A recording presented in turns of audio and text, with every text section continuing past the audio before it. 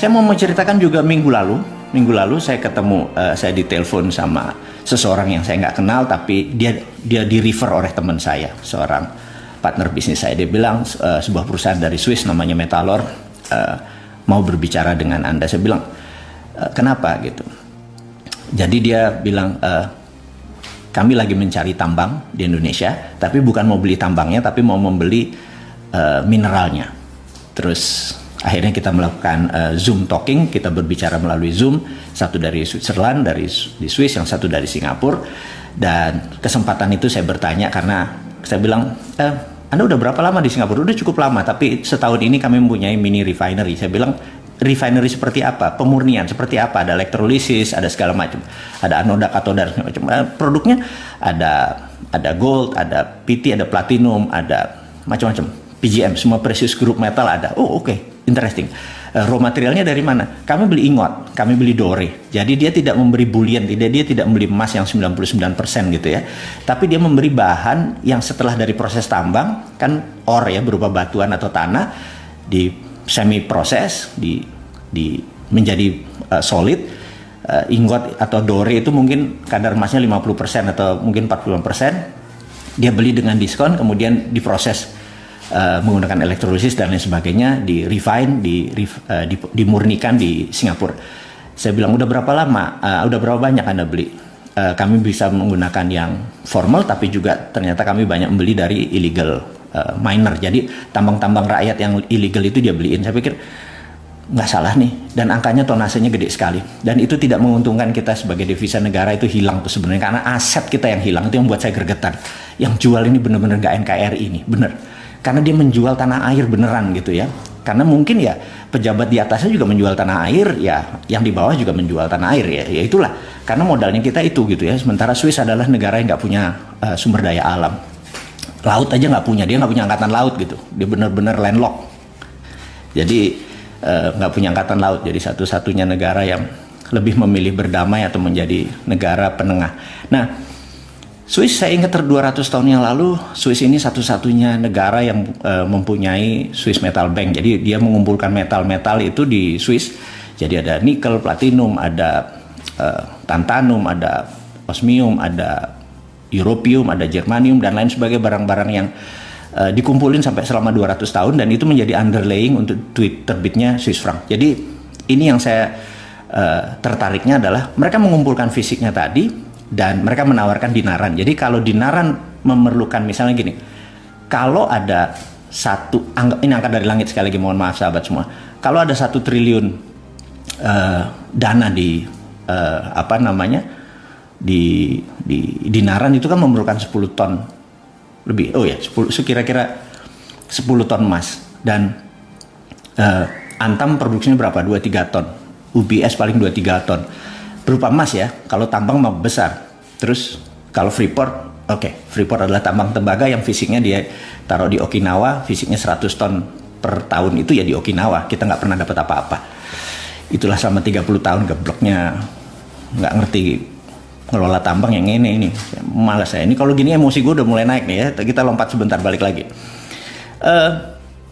Kita sampai mana tadi? Oh, sampai Metalor. Jadi dia bilang, ya udah, kamu bayar 20% atau 10% DP-nya, kemudian nanti kita kasih letter bahwa setiap ini ada jaminannya dari kami gitu ya, sehingga pada saat Anda perlu fisik ya Anda tinggal bayar sisanya, kita kasih fisiknya gitu ya. Tapi yang jelas papers kami dukung. Dan rupanya perusahaan kayak kayak Dinaran ini ada 10. Yang satu mungkin kita private sector, tapi yang 9 negara. Jadi Metalor menjadi underlying-nya Singapura. Dia beli surat berharganya emas tadi, dia terbitin Singapura dolar gitu ya. Nah, karena orang juga nggak nanya fisiknya, dia keluarin letternya, dan dia bisa dengan dengan tonase yang sama, dia bisa terbitin ke Filipina, ke Malaysia dan lain sebagainya. Itu yang saya gregetannya adalah dia pinter sekali gitu ya. Ini negara nggak punya sumber daya alam, tapi bisa melakukannya di negara sekitarnya. Dia kelola metalnya, jadi bukan tambangnya tapi metalnya, karena metal bisa jadi papers gitu ya, tapi tambangnya tidak. Nah, inilah yang saya pikir di tahun 1955 Pak Karno adalah presiden yang luar biasa, dia sangat visioner gitu ya. Nah, di mana tahun 55 adalah Indonesia baru 10 tahun merdeka. Bayangin, 10 tahun merdeka, Toto bisa mengajak pemimpin dunia ke kota kecil yang namanya Bandung, bukan Jakarta loh. Bayangin, Anda mundur setback ke tahun 55 di konferensi Asia Afrika. Bisa bayangin ya, yang datang itu ada tokoh-tokoh seperti siapa kakeknya Kim Jong Un itu Kim Il Sung ya, kemudian ada Mao Zedong datang, kemudian ada Gamal Abdul Nasser, kemudian ada Zulfikar Ali Bhutto. Anda itu legend semua. Itu adalah Nehru datang, pemimpin India. Kenapa mereka bisa datang ke Indonesia? Karena waktu itu Pak Karno tahu SDA kita, sumber daya alam kita itu kalau dimineralkan ini menjadi underlying daripada currency rupiah yang akan lebih stronger dari dolar gitu ya. Sementara dolar sendiri mau jadi raja dunia karena dia waktu itu declare bahwa mata uang multinational currency adalah dolar. Baru 10 tahun di challenge sama Indonesia. Oke, itu saya nggak detail kan karena CIA tugasnya adalah akhirnya 10 tahun kemudian CIA termasuk yang mendesain sampai tahun 65 Pak Karno di kudeta atau dilengserkan. Nah, kenapa saya menggunakan kata CIA?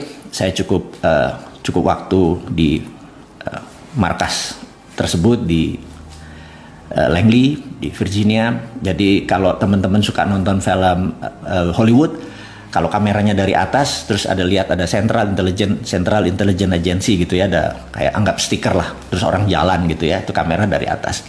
Tapi kalau kita masuk, dia ada yang puteran itu, pintu puter itu begitu masuk, yang kita lihat bukan yang ada di bawah itu, tapi yang ada di tembok di atas itu. Nah, tembok di atas itu ada sebuah kredo.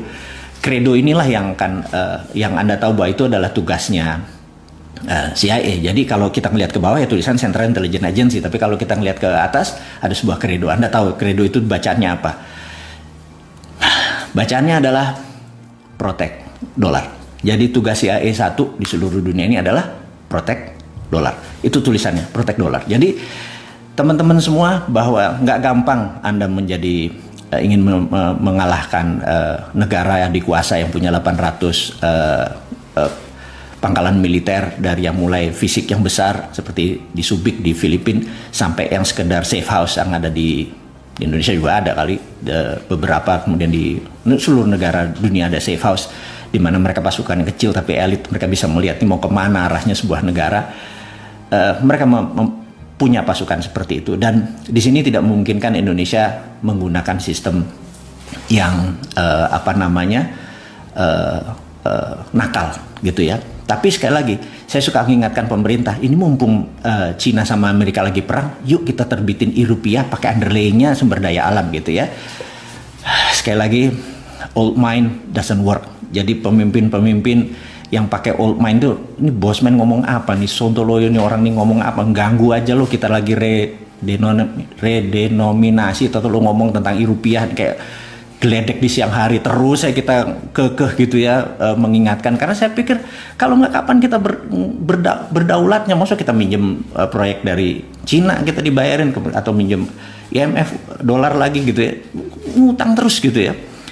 Itu kalau bansos sekarang diubah jadi banpres, bantuan presiden 31 triliun. Sementara kalau hutang negara, kalau bantuan presiden harusnya dibalik bos. Bantuan negara, hutang presiden gitu. Itu baru jantan gitu ya. Nanti kalau kita jadi pemimpin kita ingatkan siapapun itu, kalau kita mengutang ya kita bilang ya hutang presiden. Jadi akhir jabatan ya hutang tersebut harus lunas gitu kan. Janganlah dibawa ke pemerintah berikutnya. Jadi ya jantan lah, ngutang sekian ya lunasi di akhir jabatan gitu ya. Oke. Dan kalau bantuan ya bantuan negara atau bantuan pemerintah, jangan bantuan individu, bantuan menteri gitu atau bantuan, janganlah, jabatan jangan dibawa-bawa lah. Oke. Kita akan masuk ke, setelah memaki-maki, memarah-marah, menggeser-geser otak teman-teman, kita harus kasih solusi. Nah, ini yang seru nih. Kita harus tetap kasih solusi. Kita kan bernegara ala Bosman, bernegara ala milenial yang nanti ya, Harus ada solusi. Solusinya gimana? Begini, saat ini hal yang paling menyebalkan adalah sistemnya namanya pre-accounting. Pre-accounting, nah ini istilah baru lagi. Pre-accounting itu misalnya gini, sebelum kita melakukan sesuatu kita harus sebelumnya. Contoh, kalau kita mau buat rumah kita harus punya IMB, benar nggak? Itu sistem itu adalah pre-accounting, di mana sistem itu adalah sistem penjajah, gitu ya. Kalau kita mau buat kosmetik, kita mau buat apa lagi, jamu, itu harus BP POM, harus ada izinnya. Mau buat pupuk, itu harus pokoknya segala macam tuh ada izinnya dulu. Apa yang terjadi kalau 2 tahun izinnya nggak keluar? Sering sekali. Dan apa yang terjadi? Kita kalah uluran terus. Nah, saya ke depan, saya pengen mengusulkan ke negara, kalau Anda benar-benar mencintai bangsa ini, negara ini, dan benar-benar NKRI garis lurus, saya tantang, mana NKRI mumpung, wahai pejabat, gitu ya. Gimana kalau kita ke depan kita lakukan namanya post accounting.